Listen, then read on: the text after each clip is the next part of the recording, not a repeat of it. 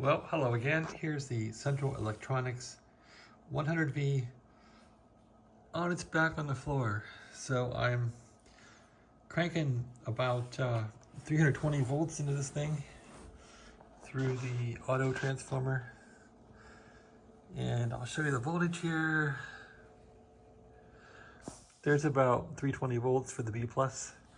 That B+ shows up over here. These two resistors are always, they're always have B+ on them. As you can see there, 319. At any rate, I had a nasty short that made this resistor, third one down, vaporize, and this shield was shorting something down and below there. So I've been rooting around in there, moving wires around, and I might have broken the transmitter. I don't remember where I left off yesterday, but I have no output power now on this thing at all. But I have the correct voltages going into it, so I'm a little mystified, but oh well. Anyway, I'll show you what I've done here with the 340 volt power, getting about 320 volts out, and I'm happy with that. So, yikes, get this pillow out of the way.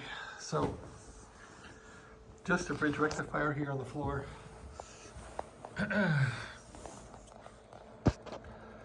So I'm feeding probably 240 volts into that bridge rectifier, diode bridge, and that's going into this choke here, which then feeds the capacitor for the lower B+ and distributes out into the radio. So that's working. So most likely going to tear this box apart, mount the transformer over here if I have room, and call it a day, and then try to fix what's wrong with this thing as far as why it's not transmitting anymore. But that might cause this to be a stable unit, a stable transmitter.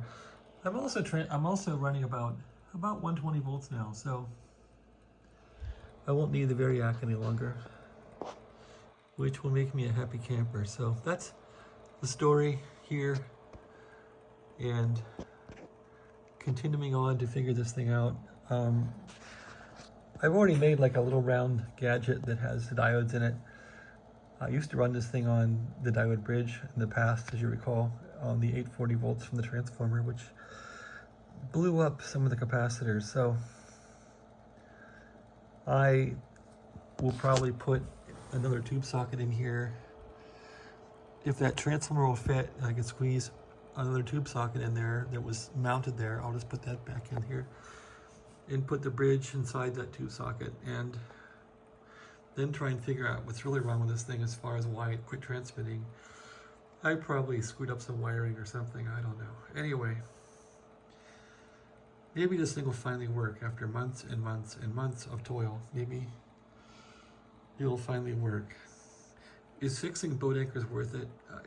It depends really how long you live. I mean, how much do you want to go on vacation? Do you work a job?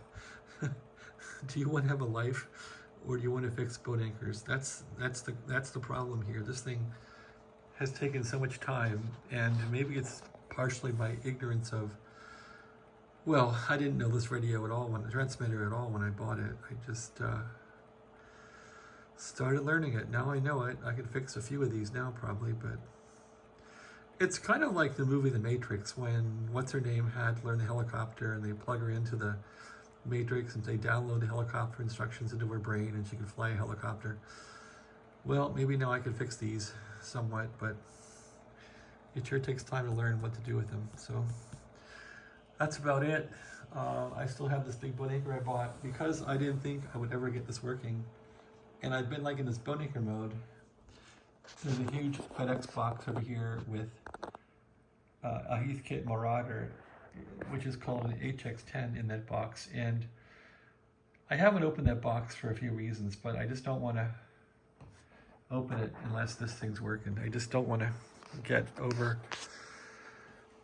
overwhelmed by projects, and I really got to stop fixing ham radios in general. I just got to stop. It's taking all my time. At any rate, I've had this receiver going now for a few days straight. It's a good receiver. It keeps the room kind of warm, I think. So it's winter. That's why I've been running this thing. But this has been a good little receiver. Well, it's not little. A good receiver. And yeah, there were people talking on 10 meters here. The Thunderbird net was in session. There's 40 meters right there, and you can see it's really noisy. Well, of course. Peak it up. So the noise is pretty high. I don't think the meter's accurate though. At any rate, I have this thing wide open. It's wide open. It's as wide as it can be, probably 8 kilohertz. I like running it like that.